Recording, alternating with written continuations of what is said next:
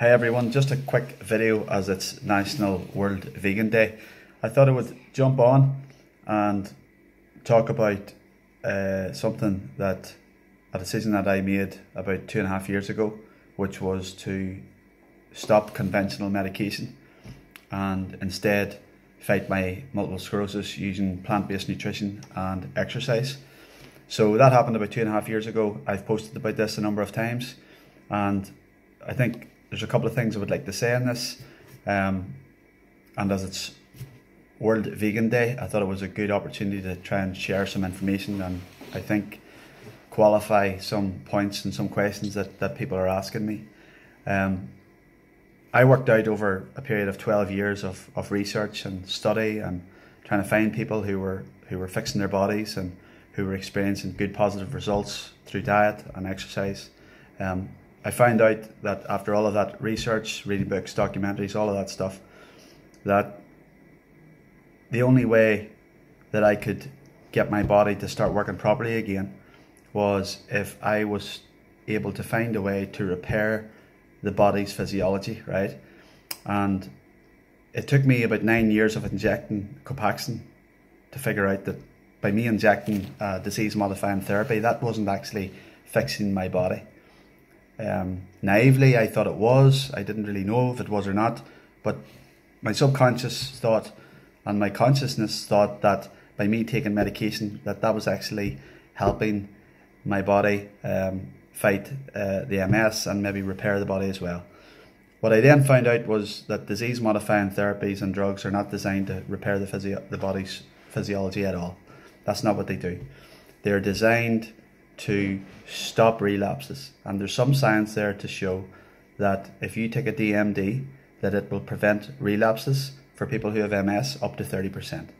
Okay, so once I figured that all out, then I said, well, look, if the drugs aren't going to fix my body, well then, after my research, I found out that the only way to do this is to change my lifestyle, and that's why I jumped into plant-based nutrition and exercise, and to use the more unconventional approach to repair my body's physiology.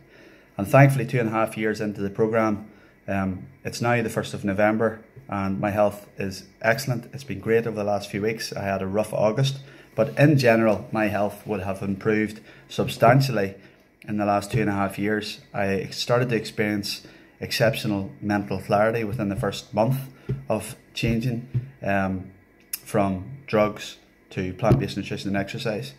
And then over the last 2.5 years, I've just found overall that my health has become a lot better. A lot of the symptoms have reduced. I still have MS symptoms, I still have bad days, but for the most part, I'm doing really, really well. One thing to clarify, I'm not saying to people, and there's none of what I say is to encourage people to stop drugs. I'm not saying that. What I am saying is I'm trying to share some information with you that, you know, drugs don't repair your body. Drugs are designed to manage disease. Okay, so drugs are designed to manage disease. In my opinion, I think very, very badly. That's my view, and that's the view of many of the other doctors with great integrity who I have found over the last few years. That would be their view as well. But drugs are not designed to induce health. So on World Vegan Day, yes, I suppose I'm a vegan, but I describe myself as someone who is living a plant-based lifestyle. I don't eat meat or dairy products. I don't eat animal protein at all.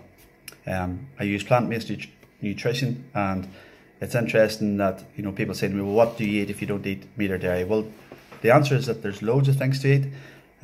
It's just fascinating that over the years, the last 10 to 20 years, we have become so accustomed to eating meat every day. We're now eating meat in the morning, at lunchtime, and in the evening time.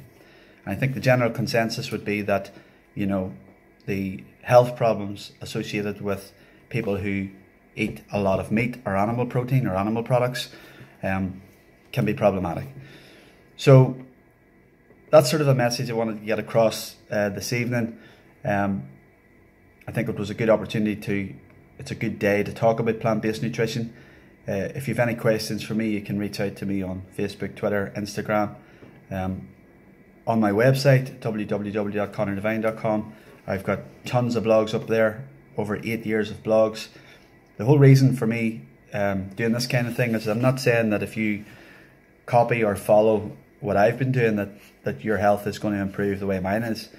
But what I am really passionate about doing, because some people challenge me in this, is, you know, I don't know many people, and I'm not seeing lots of people from across the world who are sharing a very positive experience of living with MS. We know how debilitating and how dangerous and how difficult an MS diagnosis is, and we know that it affects everyone very, very differently.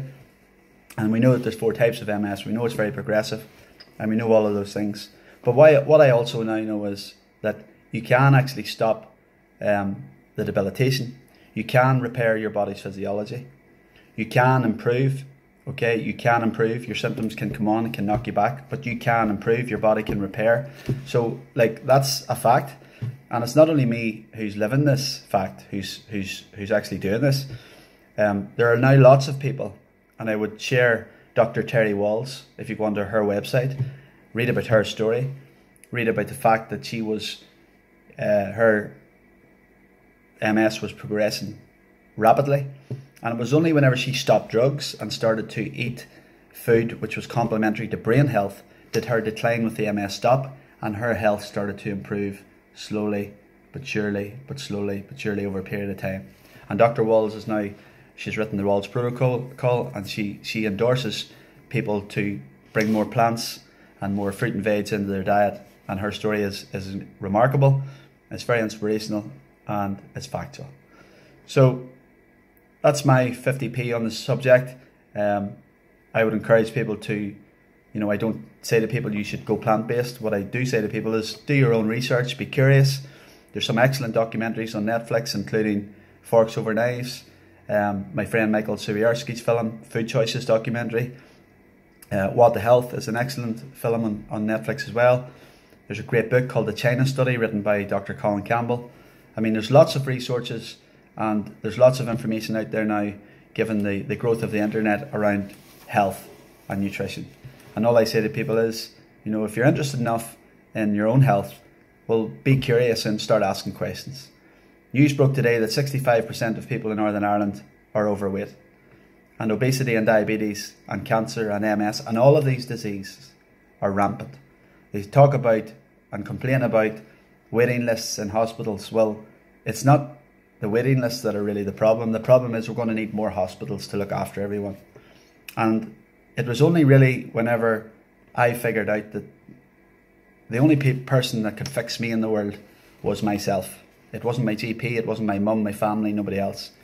And I think when that, I suppose, level of ownership, if we take that level of ownership that our health is down to ourselves, nobody else, it's nobody else's problem, then I think things can improve.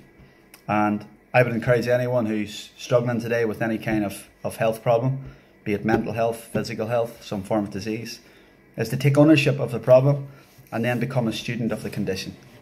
And do as much research as you can, and do all of that with an attitude of never giving up. Because if there's anything you can take from my story, it is one where things can improve. Things can get better. So I hope this made some sense. As I said, feel free to reach out to me. Here to help, here to share some information. Hope I haven't annoyed anyone with this video. But have a good evening. Thank you.